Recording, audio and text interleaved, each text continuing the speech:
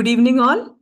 I am Dr. Kshitijaa Patil, DM in Medical Genetics from AIIMS New Delhi, presently working as a consultant clinical geneticist at Apollo Hospitals, Navi Mumbai.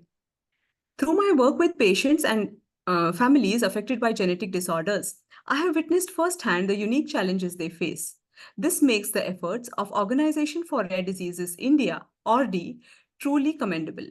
Among ORDI's many impactful initiatives, the Rare Info series stands out as a vital platform for awareness and education. Today marks the 19th webinar of this series, and it is my privilege to introduce our esteemed speaker, Dr. Ankur Jindal. Dr. Jindal holds an MD in Pediatrics from Maulana Azad Medical College, New Delhi. Further specializing in this field, he pursued a DM in Pediatric Clinical Immunology and Rheumatology from PGI Chandigarh. He was one of the first few DM super specialists in this field in India. He worked as a senior consultant in Allergy Immunology Unit at PGI Chandigarh for more than 6 years. At present, he is a senior consultant in Pediatric Clinical Immunology and Rheumatology at Manipal Hospital, Bangalore. Today, he is going to help us unraveling the mysteries of immunodeficiency diseases. This complex subject is indeed a mystery for pediatricians and other physicians too. I encourage you all to listen attentively, and we'll address your questions at the end of the session. Without further ado, let's welcome Dr. Ankur Jindal. Over to you, sir. Thank you so much, Dr. Kshitijaa, for this kind introduction, and thanks to Organization for Rare Disease in India for organizing this webinar on this very interesting subject, and for having me over here for talking about this subject which is very close to my heart since the time I have been into pediatric immunology and rheumatology. And Dr. Kshitijaa has already highlighted the impact that Organization for Rare Disease in India has created on lives of patients with several rare diseases, and that also includes immunodeficiency diseases.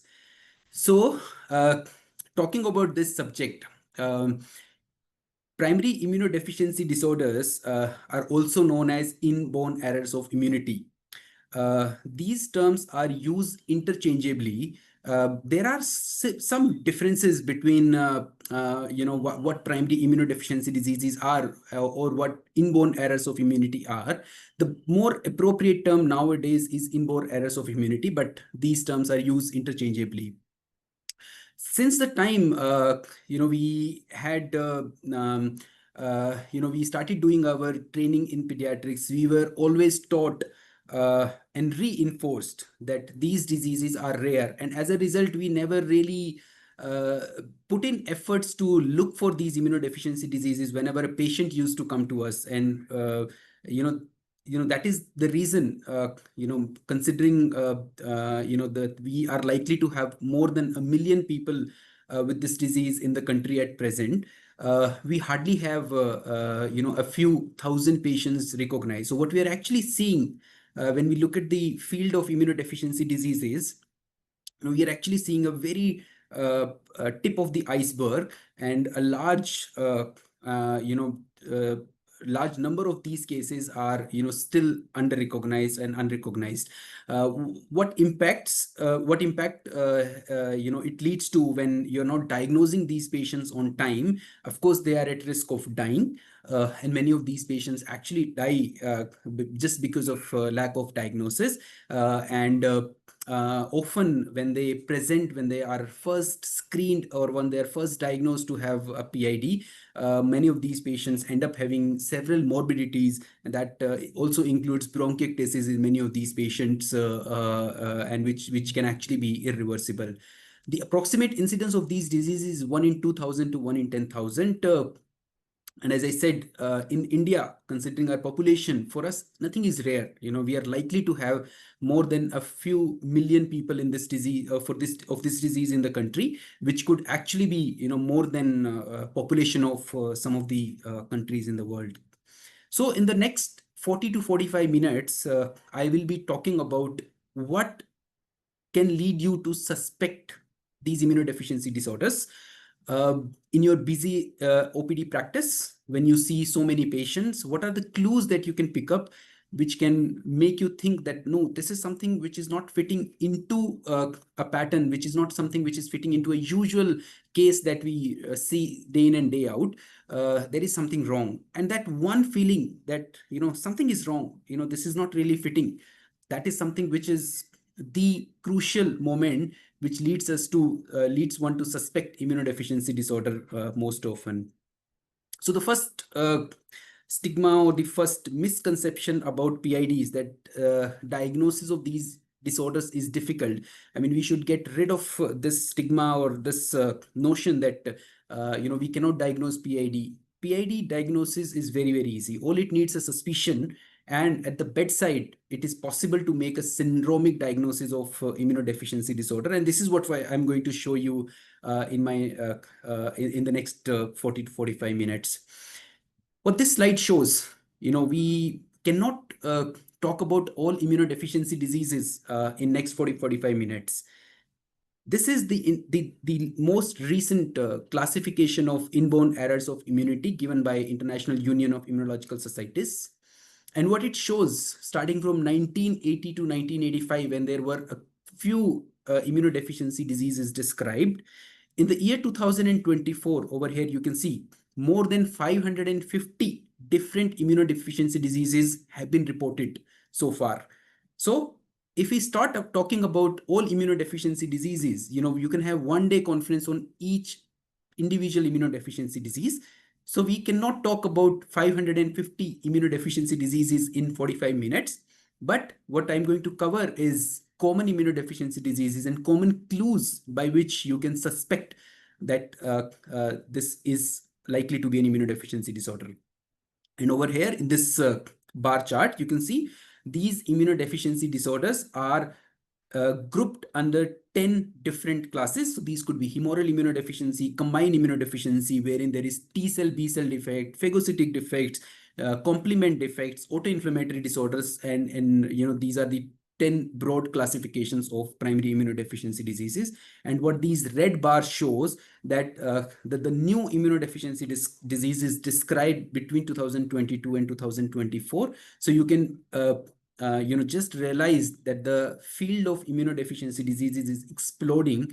Newer and newer immunodeficiency diseases are being described. Not only that, the treatment options for primary immunodeficiency diseases are now evolving very rapidly. And we now can say that there are several immunodeficiency diseases that we can completely cure. Although the focus of today's webinar will not be on management of primary immunodeficiency diseases. However, we leave it to the discussion, and if there are any questions related to management, we can take up at the end of the webinar. So this is the spectrum. So broadly, we classify them into four. One is a cellular immunodeficiency disease, wherein severe combined immunodeficiency is the classical prototype. Then there are humoral immune defects, which are the most common immunodeficiency diseases, wherein you see X-linked A-gamma globulinemia and common variable immunodeficiency. The third one, broad group, is phagocytic defects, wherein you see chronic granulomatous disease as the prototypic example. And the fourth one is complement defects, wherein you can have C1q defect and many other complement defects, which can present as not only infections, but also as autoimmune manifestations. So I'll give you several case scenarios, and there will be a lot of pictures to give you a photographic memory of how immunodeficiency diseases can look like. And this first case shows you a typical story of how most patients with immunodeficiency diseases go through, the struggle that these patients go through before reaching a definitive diagnosis. So this is a 9-year-old boy who was symptomatic since the age of 9 months. He was diagnosed to have Guillain-Barré syndrome, and he was given IVIG because he presented with lower limb weakness. At the age of 1.5 years, he was evaluated in pediatric neurology with anterior horn myelitis and a possibility of vaccine-associated paralytic poliomyelitis and or enteroviral disease was considered at this point of time. He continued to have some weakness in the lower limbs. Between 2013 to 2017, when he was about 2 to 6 years of age, he had several respiratory tract infections for which he was given oral and IV antimicrobials. And at the age of 6, he developed an episode of acute bacterial meningitis, which was treated in pediatric neurology. In 2019, he developed pneumonia, treated in pediatric emergency, one episode of ear discharge, treated in ENT OPD, one episode of diarrhea, which, in the stool it showed giardia, and this was treated in pediatric gastroenterology.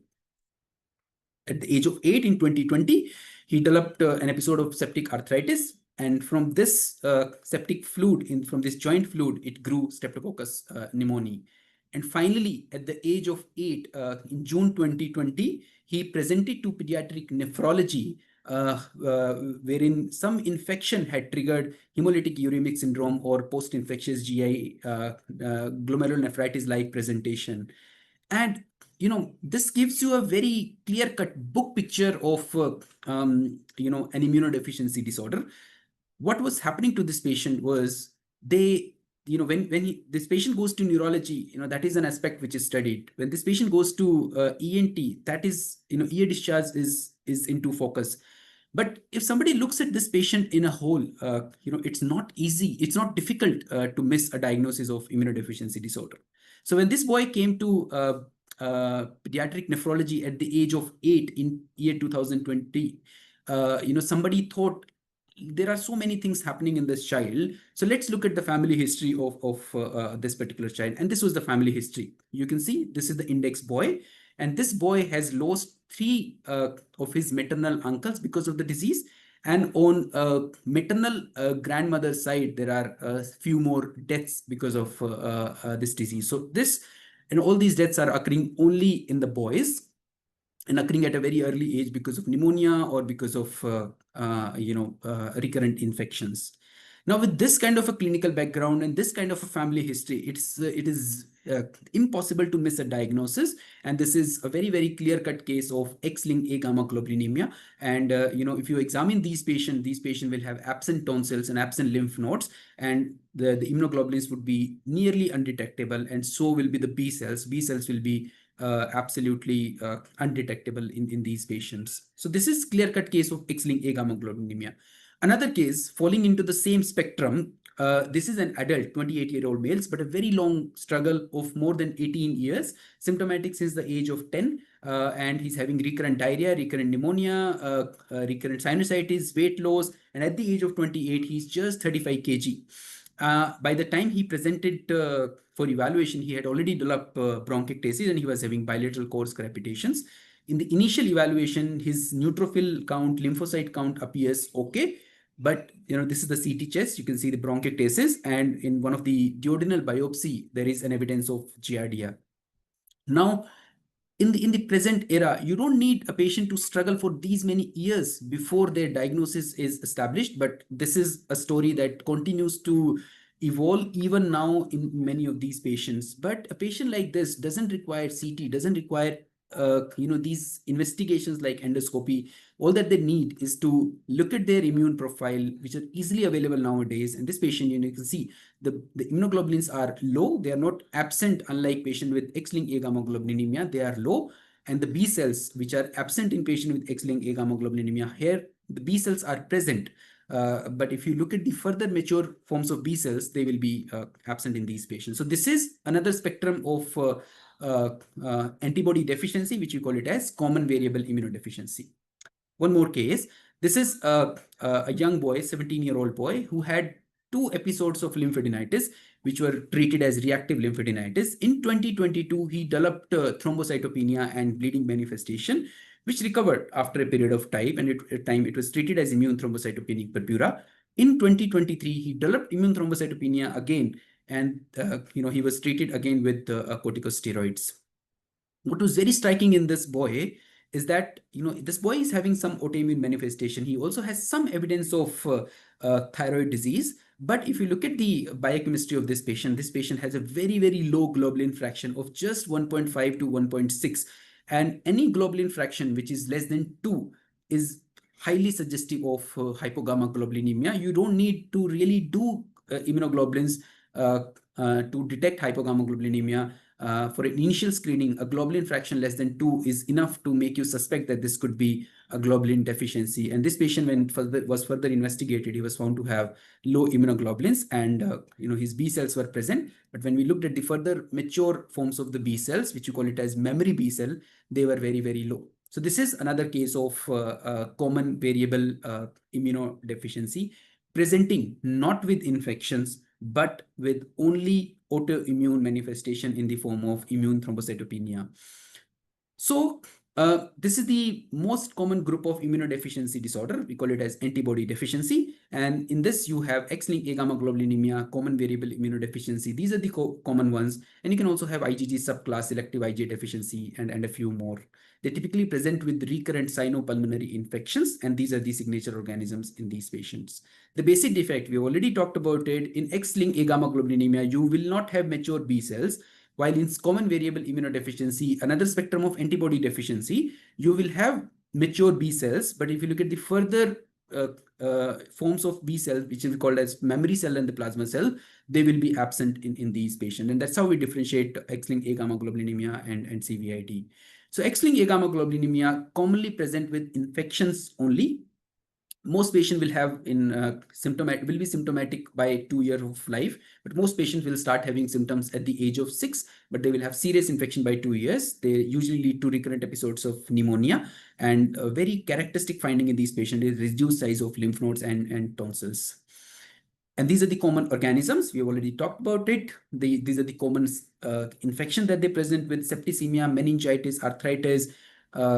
Mycoplasma is a common infection in these patients. Some of these patients can have neutropenia.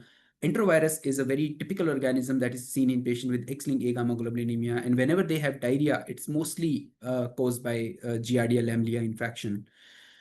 So this is, one of the published literature from India. And over here, what I want to highlight is that the median age at onset of symptom in these patients is about 12 months. But look at the median age at diagnosis, which is about 60 months. For a immunodeficiency disorder like X-linked agammaglobulinemia, a delay of these many years is absolutely not acceptable, because many of these patients then end up having bronchiectasis by the time you start treating them, and then the outcome is extremely poor in these patients. So unlike X-linked agammaglobulinemia, wherein we just talked about infections, this spectrum of antibody deficiency, which you call it as common variable immunodeficiency, not only has infection is just one spectrum. They're also prone to develop a lot of autoimmune manifestation and malignancy. And these autoimmune manifestations, such as immune thrombocytopenia, autoimmune hemolytic anemia, granulomatous inflammation, could be the first and only manifestation of common variable immunodeficiency. And these are the non-infectious manifestations. They can present with chronic diarrhea, malabsorption, which may not be infective. It may look like inflammatory bowel disease. They can present it as interstitial lung disease. They can present as lymphadenopathy, splenomegaly. They can also present as granulomatous inflammation. And they can also present with a vast spectrum of autoimmune manifestation that we just talked about. And these manifestations, very important, may be seen in the absence of any prominent infection. So they can present only with autoimmune manifestation without having any infections. So over here, I just want to highlight how we interpret immunoglobulins, because we are talking about antibody deficiency. So the immunoglobulin levels are very, very high at the time of birth, because the fetus extracts immunoglobulins from mother. So it gradually dips down, and by about 3 to 6 months, the immunoglobulins become very, very low. And because of this variation that is happening, that the baby is starting producing his or her own immunoglobulins, and the mother's immunoglobulin, which is there in the circulation, has started disappearing. This immunoglobulin may be very, very difficult to interpret in the first 6 months of life. And by the age of around 6 to 7 years, the immunoglobulin level reaches the adult value of immunoglobulins. So there are certain special conditions. In the first 6 months of life, as I said, it may be very difficult to interpret. In the setting of bronchiectasis, the immunoglobulin has to be high. In the setting of acute infection, the immunoglobulin has to be high. In the setting of malnutrition, contrary to the belief that malnutrition can lead to low immunoglobulins, no, that's not true. In the setting of malnutrition, you actually get high immunoglobulins. So if you have a malnourished patient who is having low immunoglobulins, don't think that the malnutrition is causing immunoglobulin deficiency. It is the other way around. The immunoglobulin deficiency is causing malnutrition in that particular patient. In patient with HIV infection, immunoglobulins are high. in protein-losing enteropathy, nephrotic syndrome, and use of steroids and antiepileptics, sometimes immunoglobulin can be low. And when you see low immunoglobulins, these are some of the conditions that you have to think and rule out as a cause of secondary hypogammaglobulinemia. Now, with this, moving on to the next spectrum of immunodeficiency disorder, and over here, in this chest X-ray, what do you see? It's an infant, 5-month-old boy. It's a very busy X-ray. This child is not keeping well. This child is having pneumonia. And, other than, a busy X-ray, there is one more very important finding over here is that the thymic shadow is not very well visible. At the age of 5 months, 6 months, in the first few years of life, there is a big thymic shadow that is visible on the X-ray. And if that is not visible, then that means the thymus is not developing and there is likely to be a T cell immunodeficiency. Now, this boy who's having pneumonia also had history of oral thrush. It just suggests that this is likely to be a T cell immunodeficiency. And what this count shows, it shows that there is 6,000 of TLC with this kind of a differential count. And how we interpret these differential counts, it appears that this is a neutrophilic count. But if you look at the absolute lymphocyte count, if you calculate the absolute lymphocyte count in this boy, it is coming out to be 600. Now, this kind of a clinical picture with lymphopenia, you don't need any other investigation to diagnose this patient. This is severe combined immunodeficiency. If a sick infant has absolute lymphocyte count less than 3,000, this is almost always suggestive of severe combined immunodeficiency. You just need a few more investigations to prove it, but for an initial suspicion, this is something which is more than sufficient. Another very busy X-ray, a 7-week-old boy. You can see these, very busy X-ray, very, sick child, bad pneumonia. And look at the differential count in this patient. Lymphocyte count is just 1%, with the absolute lymphocyte count is just 112. So this is again severe combined immunodeficiency. So start calculating absolute lymphocyte count, because these babies, they will not give you any time. They if not treated these patients well in time, they will die within first few months of life. And these patients have to be urgently subjected to hematopoietic stem cell transplant. This boy, again, a very sick infant. And what you see is this kind of an erythroderma. And this, if you look at the skin texture, it looks like an infiltrated kind of skin. And this child also has lost hair, which was present at the birth, but gradually this child started losing hair.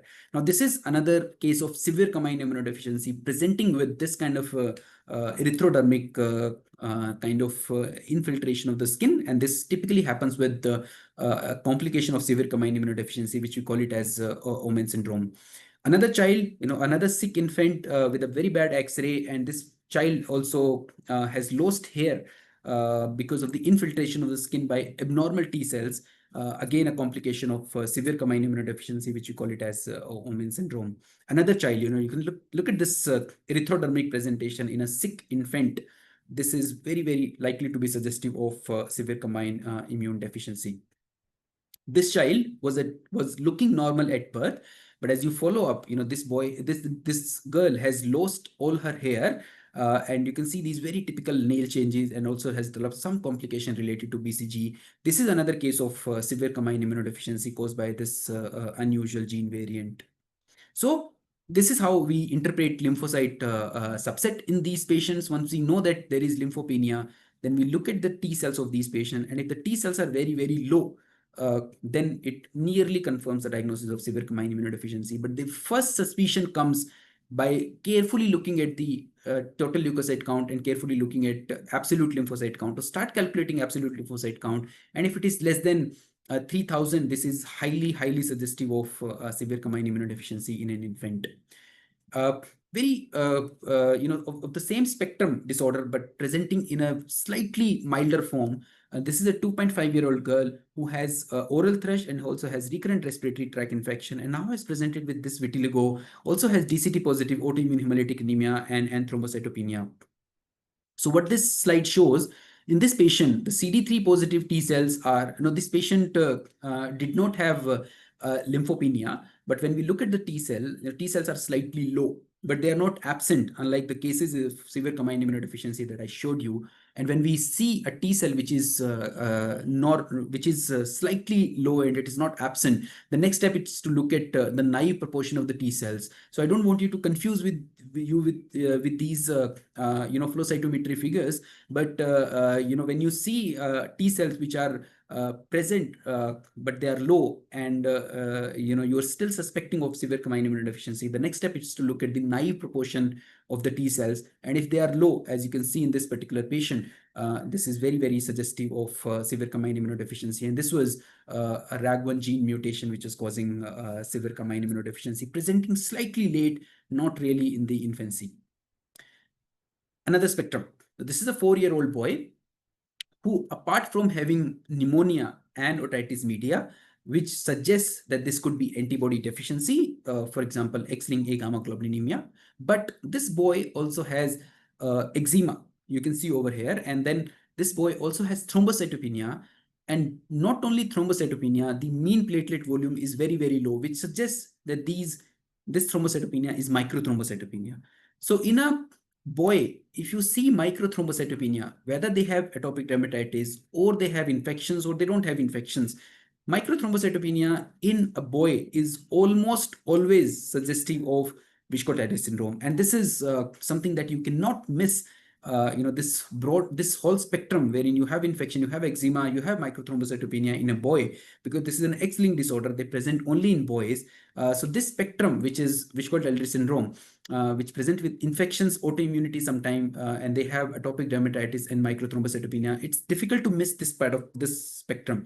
But the milder spectrum of Wish-Cotillion syndrome, which we call it as X-linked thrombocytopenia, they present only with thrombocytopenia, and they have no infections and no autoimmunity. So if you have a boy who has thrombocytopenia and the mean platelet volume is low, that means there is microthrombocytopenia. This is almost always suggestive of Wish-Cotillion syndrome, whether there is infection or eczema or not. So you may be dealing with a spectrum which is called as X-linked thrombocytopenia.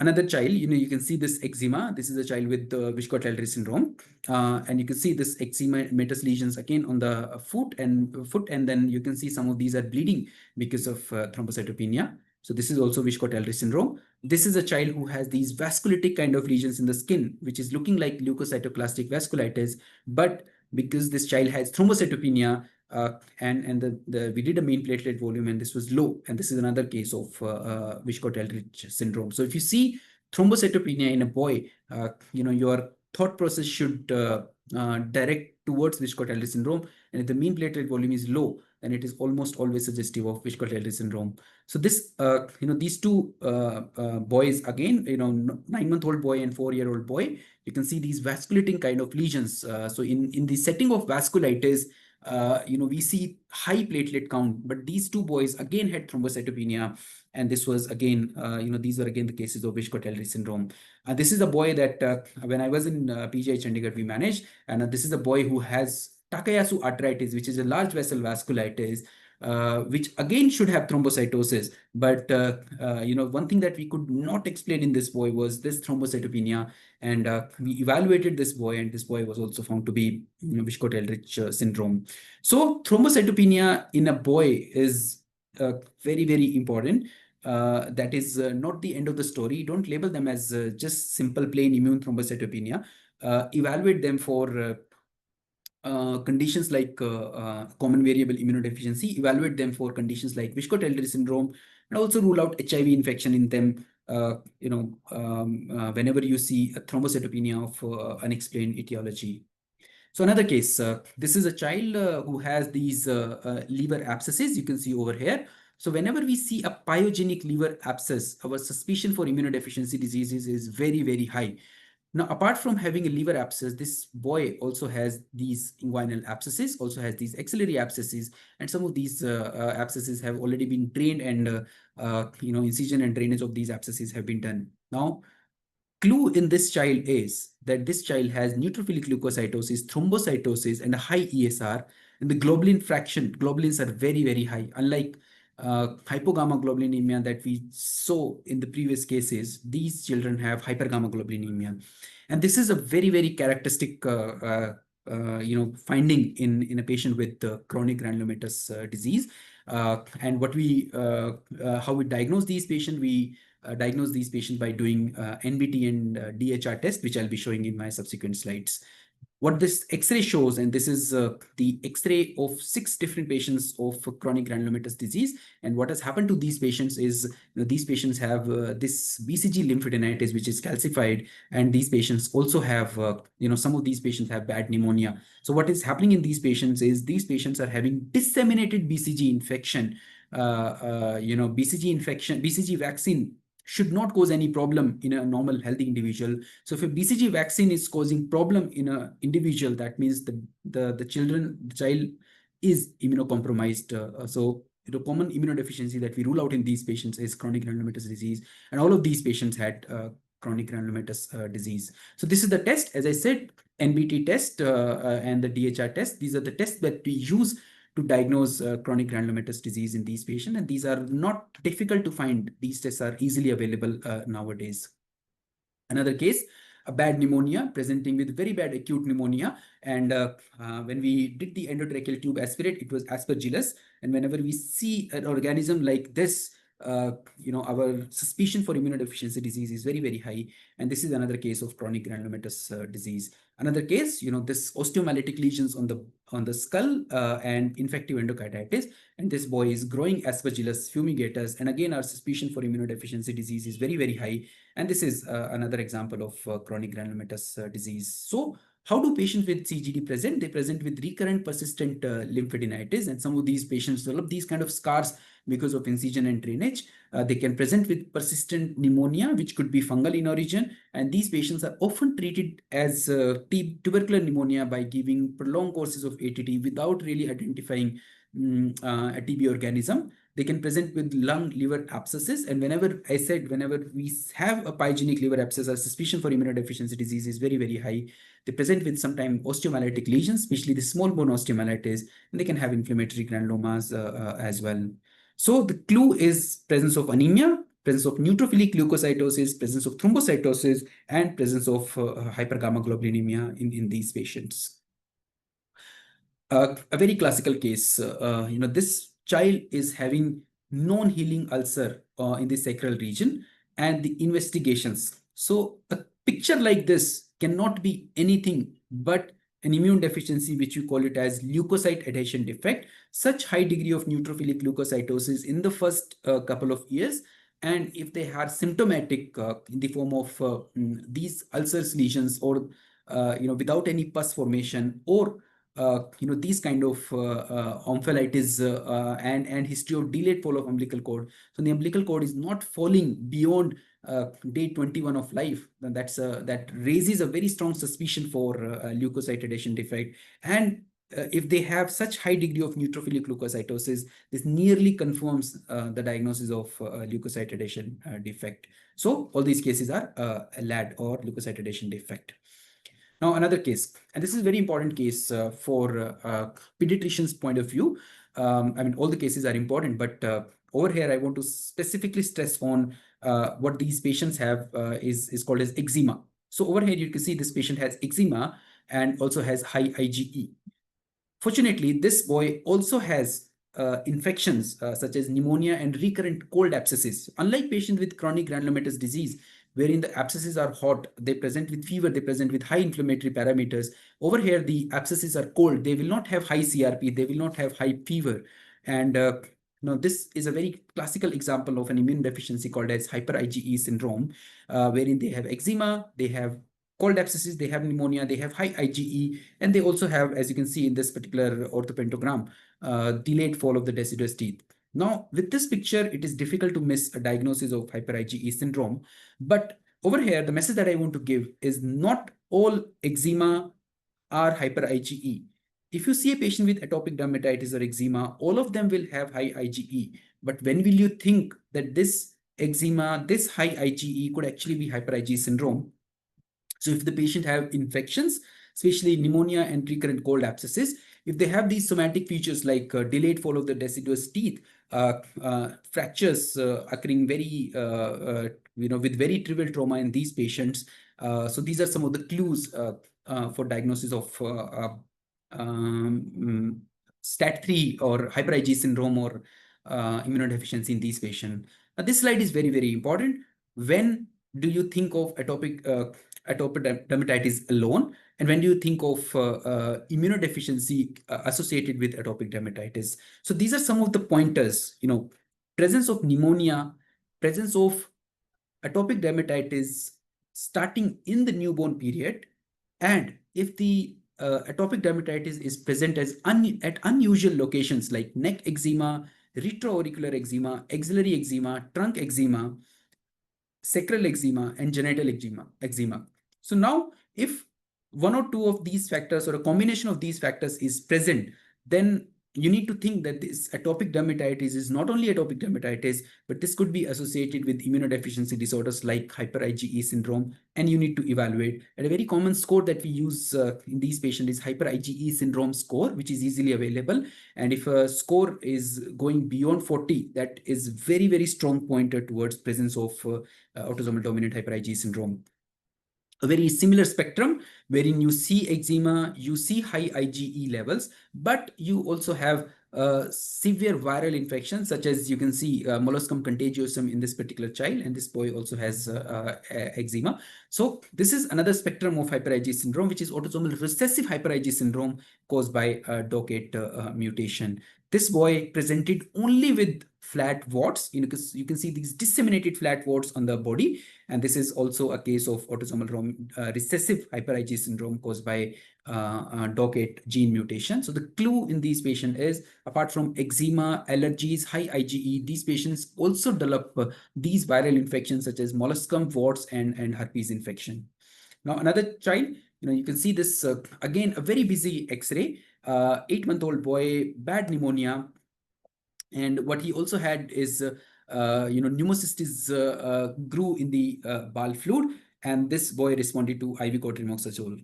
Now, enough of a clue to suspect immunodeficiency disorder. So the first thing that we rule out in these patients is severe combined immunodeficiency by looking at the absolute lymphocyte count.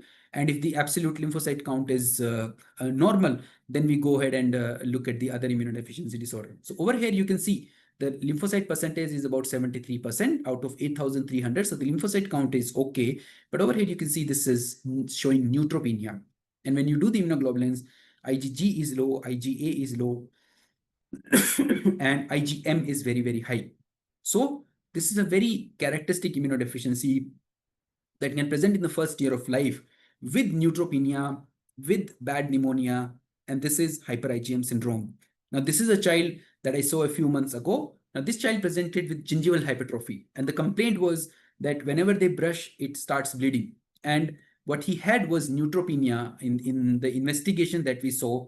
And this was again a case of X-linked hyper IgM syndrome. In patients with X-linked hyper IgM syndrome, about 70% patients will present with neutropenia. And this boy I saw a couple of weeks ago. And this boy, again, the main complaint was gingival hypertrophy. And he was also having recurrent episodes of chest infection. Some of them was being treated as wheeze-associated lower respiratory tract infection. What was missing is that in a careful look at complete blood count in this boy showed that this boy had neutropenia. And when I did the immunoglobulin profile, this was showing typical picture of hyper IgM syndrome. Low IgG, low IgA, and high IgM. So this is a very, very characteristic of X-linked hyper IgM syndrome. So X-linked hyper IgM syndrome, wherein plasma cells are able to produce IgM, but they are unable to switch to produce rest of the immunoglobulin classes, and they present with these infection, and neutropenia is seen in about 70% of these patients. Now, this child has these kind of ulcers, ulcerative lesions on the skin, and also had pneumonia, ear discharge, oral ulcers, and cutaneous, apart from cutaneous ulcers. And, just by looking at the complete blood count of this child, we realized that there is neutropenia. And when we looked at the records over last few months, we realized that the neutrophil counts are improving in between, and they're falling down again, then they are improving, and then they're falling down again to improve once again. So this is a pattern which we call it as cyclic neutropenia. They typically present with the oral cavity ulcers, they present with cutaneous ulcer, they present with infections every 21 to 22 days. And then when the neutrophil count recovers in these patients, they, the symptoms also begin to improve in these patients.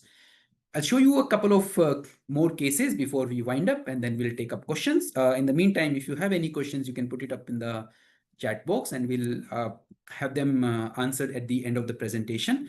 So this girl has, so-called candida infections on the scalp, on the skin, you can see, and on the nails.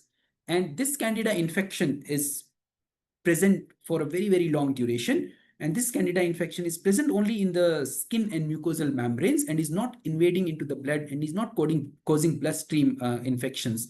So what do we call this spectrum? We call this spectrum as chronic mucocutaneous candidiasis. As the name suggests, it's a chronic infection by candida of the mucosal and cutaneous sites, and they do not usually cause invasive infection. And there are a group of conditions which are associated with chronic mucocutaneous candidiasis. So it's important that you identify this spectrum, and then we can reach out to the gene defect which is causing chronic mucocutaneous candidiasis, like spectrum. And over here you can see several genes that can cause this kind of a spectrum. Especially in this particular boy, this was a gain of function mutation, not in the boy, but in this girl, this was a gain of function mutation in STAT1 gene. So next case, what you see in this girl is lytic lesions in many bones. And when you see this, the first impression goes is that this is Langerhans cells histiocytosis. And over here, you can see on the humeral bone as well.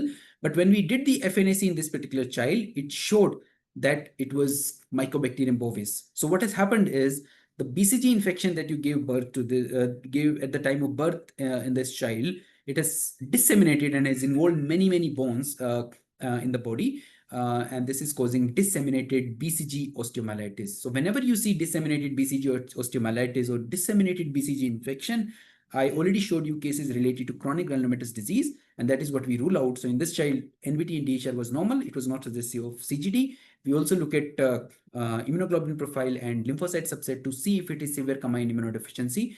And when these have been ruled out, this is a very, very characteristic spectrum of disease called as Mendelian susceptibility to mycobacterial disease. These patients are at risk of developing infection because of BCG or unusual mycobacterial species, but also at risk of developing infection by Salmonella typhi and non-typhoidal Salmonella. Now, another case of osteomyelitis, a young boy. What was very peculiar in this child is there were multiple lytic lesions in the bone, and there was some swelling over here. You can chest wall, on the hands. What was very characteristic in this child is, despite having so much of osteomyelitic lesions and high inflammatory parameter, this boy was otherwise well, no fever, not looking like infective osteomyelitis. So, just identifying this pattern, that so much of osteomyelitis, why an otherwise healthy child should develop so much of osteomyelitic lesions, and he's not mounting any fever, he's otherwise doing well. This itself made us think that this could be an autoinflammatory syndrome. So that means these osteomyelitic lesions or these osteitic lesions are not infective, but they are inflammatory in origin. So autoinflammatory syndrome is a big spectrum. We cannot talk about this in this short presentation, but there are certain conditions wherein you need to think that, is it autoinflammatory? If they're presenting with periodic fever, if they're presenting with these kind of lytic bone lesions which are not looking infective, that is the time when you think of inflammatory etiology for these lesions. Again, another autoinflammatory syndrome presenting with pustular psoriasis only, and this is we call it as DITRA. I don't want you to remember these names, but to identify these patterns, that some of these patients can present with these unusual inflammatory lesions as well. Another, these two cases, they show that unusual kind of these skin ulcers, and these are immunodeficiency disease. The first one is a prolidase deficiency, and the second one is a papillonella fevri syndrome. This spectrum, I'm sure you're aware of, and they present as hypopigmentary disorder, sometimes present as HLH. So if you see a child with HLH and if the child has a gray hair, then this has to be, one of these two disorders, which you call it as Griscelli syndrome or Cheideki-Gashi syndrome. And it is very easy to diagnose them just by doing the hair microscopy. you can identify if this is a hair of a patient with Kshitijaa syndrome or the hair of a patient with Griscelli syndrome. So diagnosing these conditions is not difficult. It is only a suspicion which is required.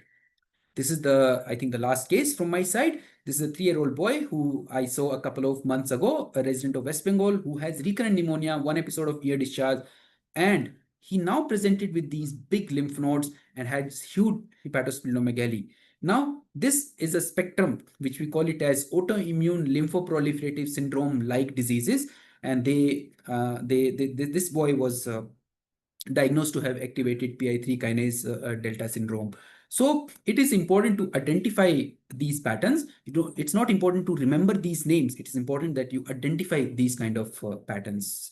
So with this, I wish to come to end of my presentation. What I wish to highlight is certain misconceptions about immunodeficiency diseases, that they are rare. They are not rare. By definition, they are. But there are so many such patients roaming around us without a diagnosis, and this disease is being grossly under-recognized. Another misconception is that they present only with severe infection. I've shown you several examples that they can present with a spectrum of infectious as well as non-infectious manifestations.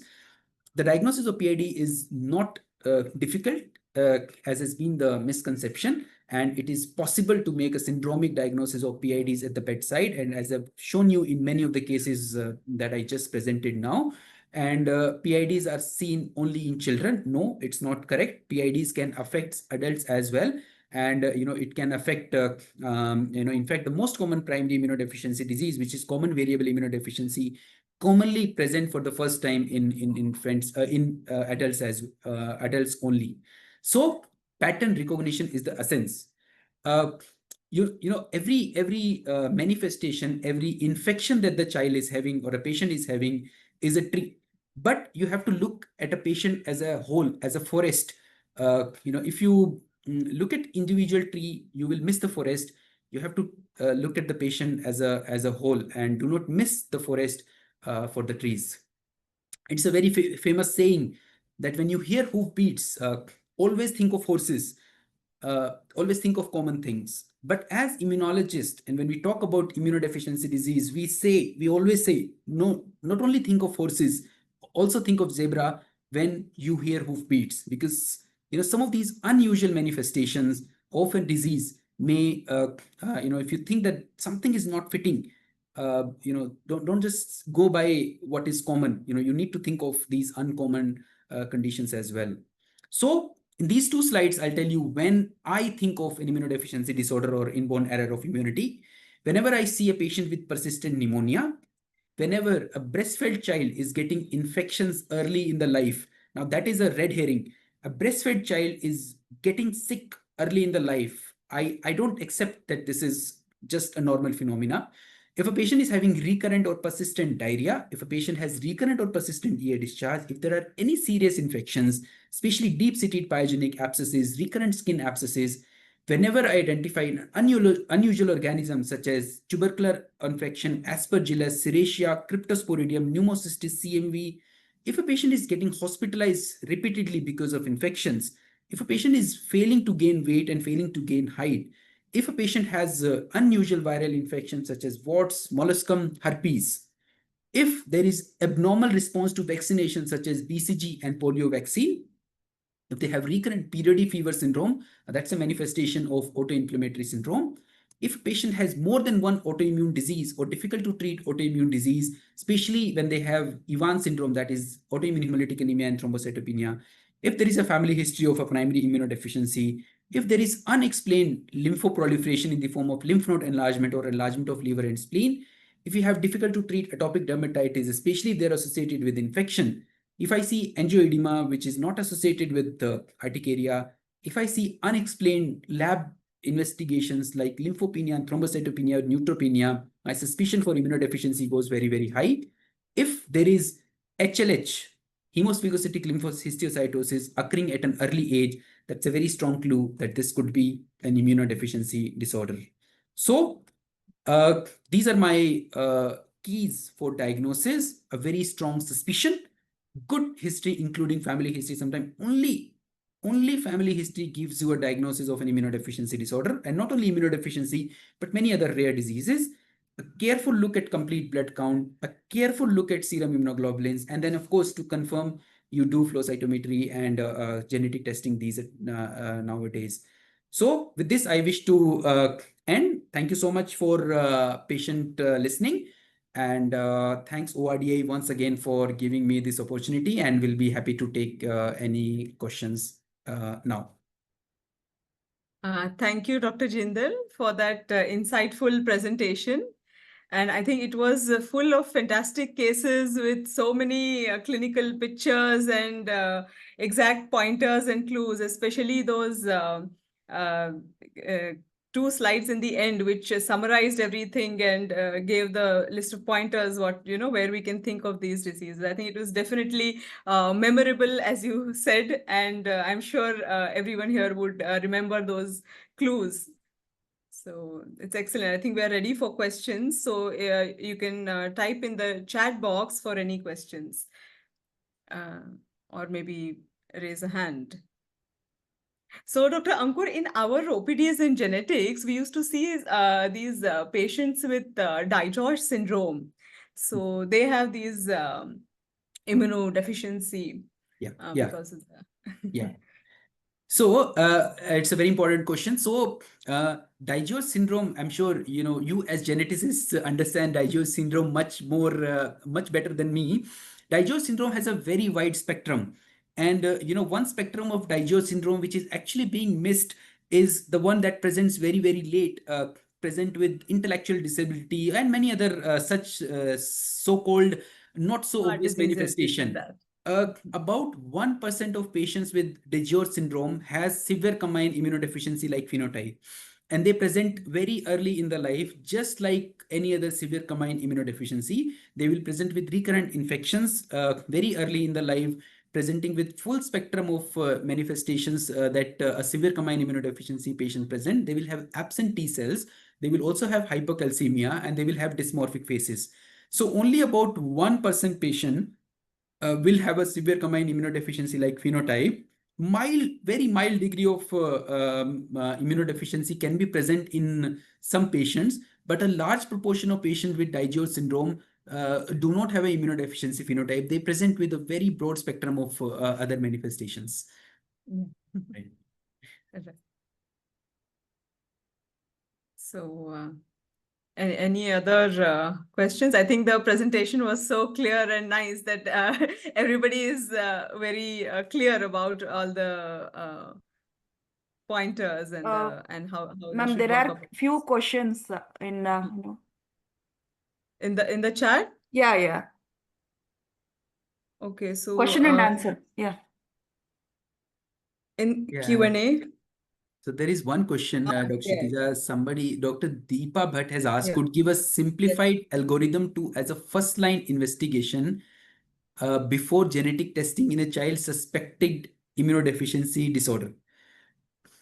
Right. So I think I talked about this to some extent in my presentation. Uh, the genetic testing is not the first test or initial investigation for any condition.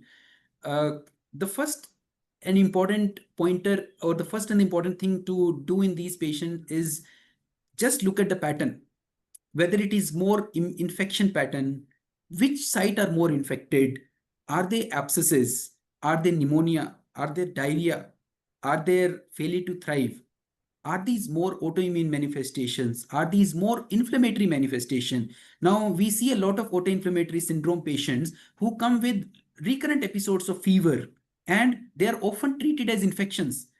There have been no obvious infection in those patients. No organism has been identified, no focus of infection, no pneumonia, nothing.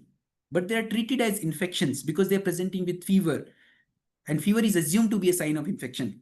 When we look at the entire records of those patients, we realize that uh, we often realize that there has never been an infection, and these were just inflammatory episodes which were mistakenly treated as infection. So that pattern identification, followed by a careful look at complete blood count, neutrophil count, lymphocyte count, I'll re-emphasize, absolute neutrophil count, absolute lymphocyte count, if you can calculate most immunodeficiency diseases, you will be able to diagnose. Then in the biochemistry, a careful look at the globulin fraction, that is, a very, very strong clue.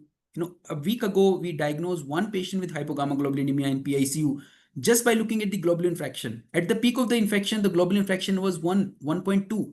You don't expect this. A globulin fraction has to be high when you have infection.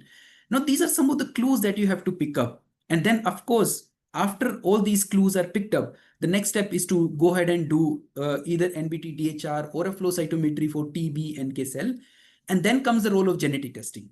Blindly, if you send genetic test to a lab without having this basic information, your genetic lab will not be able to give you an answer, because we are, and I'm sure Dr. Kshitijaa understand it much better than me. Genetics is like, finding something in the ocean, a very small thing in the ocean. Unless you have a clue that, okay, this thing is lying in that particular corner of the ocean around this area, you will not be able to find anything. So these clues are very important before you go ahead and do the genetic test in these patients. Very rightly said, sir. Because I think in one exome, we get like 20,000 variants. So unless we get the exact clues and the right keywords sent by the clinician, it is very difficult to make any sense out of it. Absolutely. Very, very Absolutely. truly said. Yeah. So there's another question. Can NBS pick up this PID? Okay, that's a very important question. And newborn screening has changed the landscape of PIDs in many countries. Unfortunately, we are not at a stage of implementing universal newborn screening. But newborn screening can pick up many immunodeficiency diseases, especially severe combined immunodeficiency disease. Newborn screening, the kind of newborn screening that is being used these days cannot detect many immunodeficiency diseases like CGD. They can detect, where there is T cell defect or there is B cell defect by doing TREC and CREC assay. We call them as TREC CREC assay because they are related to T cell and they are related to B cells. We can detect T and B cell immunodeficiency, but conditions like phagocytic defect, conditions like autoinflammatory syndrome, they cannot be detected by the currently available newborn screening protocols. Having said that, there are efforts wherein newborn screening using genetic testing may become future. We don't know when, 5 years, 10 years, 15 years down the line. Now, if we reach to that stage, of course, many of these diseases can be picked up at birth as well. But as of now, the newborn screening, which is available in many states, all states in USA, many countries in Europe, and a few countries in Asia, they can detect all T cell immunodeficiency and, of course, B cell immunodeficiency as well. Right. So presently in India, some states had launched newborn screening programs, but they are usually like some biochemical. So in that, we are not able to pick. But now in some private setups, they're offering like a genome-based newborn screening where it may be picked up. That may pick up. Yes, totally agree. So there's another question. How do I tackle my wife's myotonic dystrophy who is inflicted with this? And so I think that would be a wrong platform to answer this question. Yeah. So this discussion is about immunodeficiency disorders. So I think maybe that will be covered in another talk. Session. Yes. Right, sir. Right, sir. Okay, so this was a very interesting discussion and some interesting questions also that we had.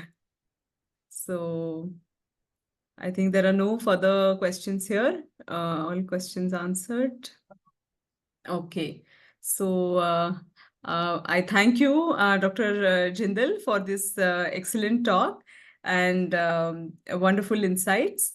And I thank ORDI for this platform for us to be able to listen to these expert talks delivered by the niche experts in those areas. So thank you so much.